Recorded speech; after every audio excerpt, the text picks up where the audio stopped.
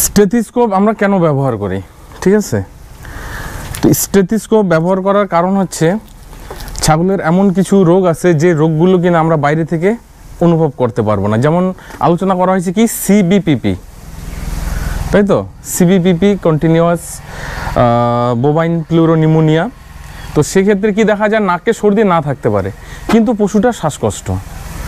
আমরা বাইরে থেকে সর্দিটা দেখছি না কিন্তু তার ভিতরে শ্বাসকষ্ট, মানে তার লাংসের মধ্যে এমনভাবে অ্যাটাক হয়েছে ব্যাকটেরিয়ায় যে পশুটা ঠিকঠাক শ্বাস নিতে পারছে না, বা তার ফুসফুসের ভিতরে সর্দি জমে যায়। তো যেটা কিনা আমরা বাইরে থেকে বুঝতে পারবো না। দেখবেন যে পশুটা ঠিকঠাক খাবার খেতে পারছে না, ঘন ঘন সে শ্বাস নিচ্ছে, শ্বাসকষ্ট হচ্ছে, হয়তো শরীরের তাপমাত্রা বেড়েও যেতে পারে। তো যদি আমরা শুধু শরীরের টেম্পারেচার নিয়ে ট্রিটমেন্ট করি তাহলে কিন্তু সঠিক ট্রিটমেন্ট হবে না, কারণ তার লাংসের মধ্যে ইনফেকশন আছে, তার কারণে ব্যথা, সেই ব্যথার কারণে শরীরে জ্বর চলে এসছে। তো এই সমস্ত ক্ষেত্রে আমরা স্টেথিস্কোপ ব্যবহার করব। যে সব সর্দিকে সাধারণ সর্দি মনে করা যাবে না। তো স্টেথিস্কোপ ব্যবহার করার জন্য আমরা কি দেখব, তার লাংসের মধ্যে কোনো আওয়াজ আসছে কি। ধরুন আমাদের যদি ভিতরে লাংসের মধ্যে কোনো ইনফেকশন হয়, আমাদেরও তো ভিতর থেকে একটা আওয়াজ হয়, তাই তো? আমরা অনুভব করতে পারি যে ভিতরে আটকে আটকে আমরা শ্বাস নিচ্ছি। তো সেক্ষেত্রে আমরা স্টেথিস্কোপ ব্যবহার করব। সুন্দর করে কানে ফিটিং করে দেবেন। এই যে সাইডটা, এই সাইডটা আমরা ছাগলের শরীরের দিকে লাগাবো। তো ছাগলের লাঞ্চ কোথায় রয়েছে, এ দেখবেন এই যে পাঁজরটা অনুভব হচ্ছে তো, এইদিকে একটু ঘুরিয়ে নাও, ডান সাইডে এই যে পাঁজর, ঠিক তার এই যে সাইডগুলো, এই যে সাইডে আমরা যদি এইভাবে লাগাই,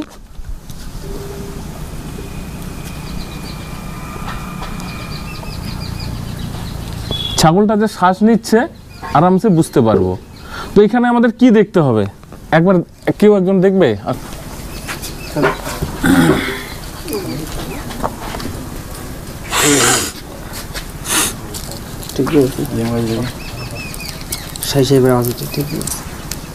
শ্বাস নিচ্ছে, ছাড়ছে, একদম স্মুথ আর কি, একদম হ্যাঁ ক্লিয়ার।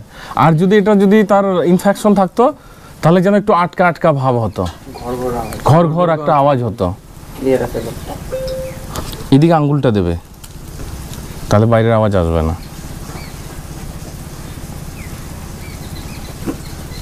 একদম স্মুথ তো।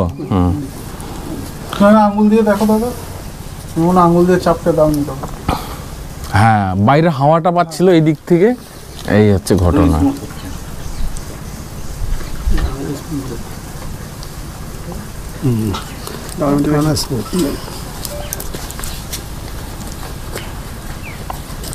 দুই সাইডে তো আছে না?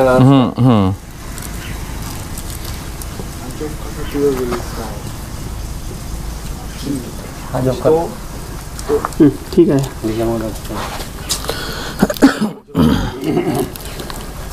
দেখবা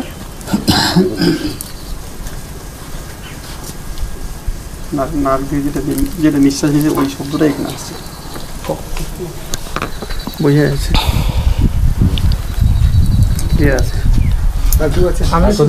আমি শুধু পারলাম না, ওইখানে চাপ দিও, এই ফুটোটায় ভালো করে ইয়ে করো, মানে বাইরের হাওয়া, বাইরের আওয়াজ যেন না যায়, এই জন্য ওখানে আঙুলটা দিতে হবে।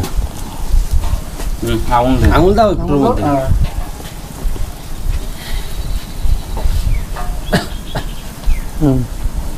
এখন বোঝা যাচ্ছে তো একদম পরিষ্কার যে শ্বাস নিচ্ছে, ছাড়ছে, নিচ্ছে, ছাড়ছে। আর যখনই ভিতরে কোনো ইনফেকশন হবে তো একদম মানে ঘর ঘর ঘর ঘর মানে আটকে আটকে যাবে। হ্যাঁ হ্যাঁ হ্যাঁ, দেখেন তো এখানে ঠিক জায়গায় ধরছে। একটু সরাসরি করবে, নিজেই তো বুঝতে পারবে। আওয়াজ তো আসবে, তো ক্লিয়ার আওয়াজ আসছে, একদম ক্লিয়ার। ওই যেটা বলছেন নাক দিয়ে মধ্যে ওই হচ্ছে, আপনি দেখেন তো আমি ধরছি।